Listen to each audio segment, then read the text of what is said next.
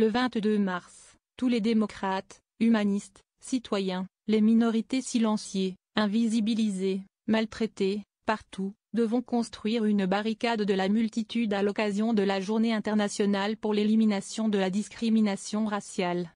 C'est un impératif dans un monde désordonné par les discriminations, le racisme, l'antisémitisme et fracturé d'injustice. Nous ne pouvons nous limiter à répondre aux réactionnaires. Cette stratégie nous fait subir leur agenda et nous impuissantes. Si la colère est un moteur, nos couleurs, nos chants, nos slogans dans les cortèges doivent recouvrir leur partition mortifère, celle de la division, des passions tristes et de l'obscurantisme. Le mot d'ordre des phalangistes, cri de ralliement des franquistes, n'était-il pas Viva la muerte?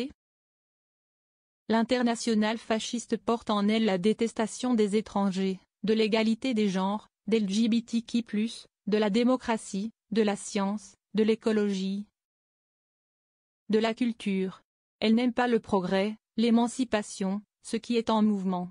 En d'autres termes, ce qui est vivant. Aux USA, la fresque Black Lives Matter est effacée, une liste de mots proscrits ou déconseillés est envoyée par l'administration américaine. Parmi lesquels femmes, genre et racisme, visant à nier les réalités sociales, sans compter la volonté d'éliminer le ministère de l'Éducation nationale. En Russie, le mouvement LGBT est placé par l'autocrate Poutine sur une liste de terroristes et extrémistes. En Inde, des lois discriminantes anti-musulmans sont orchestrées par Narendra Modi. En Argentine, Milei est parti en guerre contre la culture.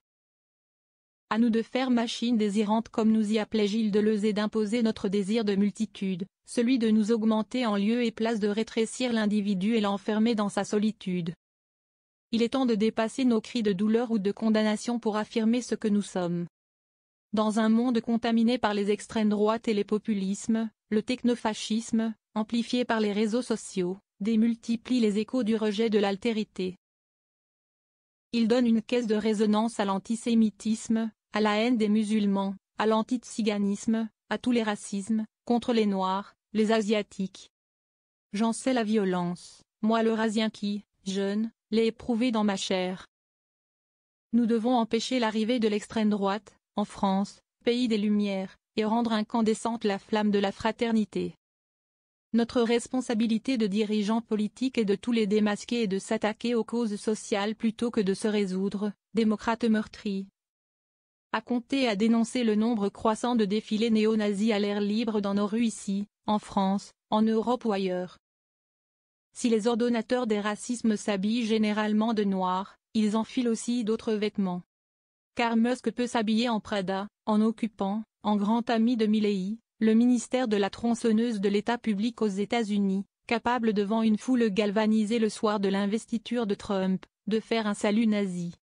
La diffusion du venin est aussi véhiculée par des empires médiatiques.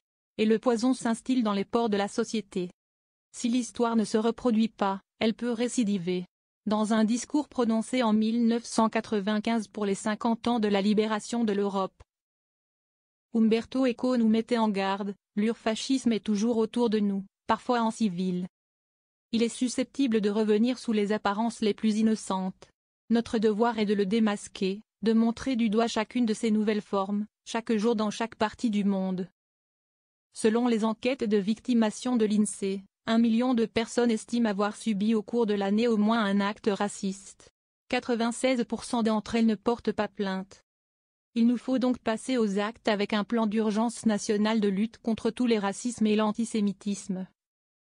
Nous doter d'un observatoire des discriminations, faire de l'éducation populaire un levier puissant, muscler et rendre obligatoires les formations. Judiciariser les poursuites dans l'inégalité d'accès aux droits, au logement, aux soins comme à l'emploi, exclure les entreprises discriminantes des marchés publics et organiser un testing annuel dans les services publics. Le racisme, par ses stéréotypes et ses préjugés, s'incruste, encrasse notre cohésion sociale et mine notre pacte républicain. S'il prospère moins en temps de croissance, il se tient tapi dans l'ombre, toujours là. Il se montre à visage découvert en période de crise, quand la réponse politique progressiste ne répond pas aux aspirations et aux frustrations des peuples.